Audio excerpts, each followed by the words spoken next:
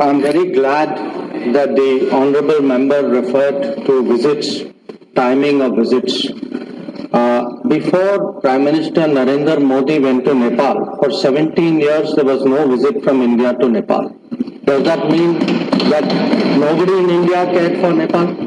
For Sri Lanka, for 30 years there were no bilateral visits before Prime Minister Modi went there. So visits are important, I accept it. Visits are also subject of timing, of convenience, of agenda. So the honorable member asked, we give them priority, do they give us priority?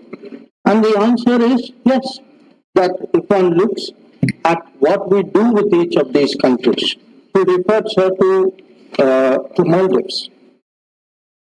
With this government in Maldives, we have inaugurated the Adu Link Road and Reclamation Project. I myself went for it.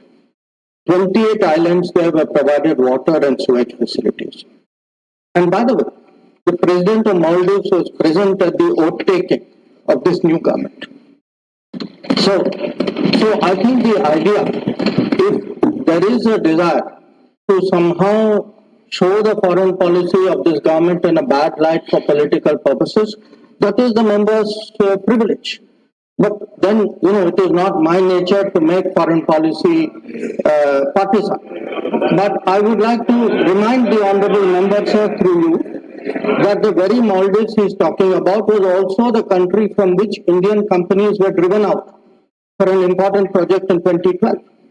The same Sri Lanka was the place where Hambantota port was built by the Chinese in 2008. The same Bangladesh was giving support to terrorism till 2014. The same Myanmar was hosting Indian insurgent groups.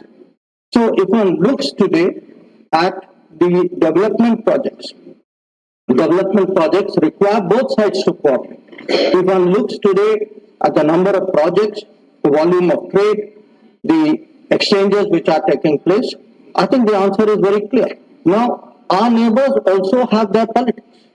There are ups and downs in their countries. It will have some implications for us. But it is important we are mature and we don't get into punch.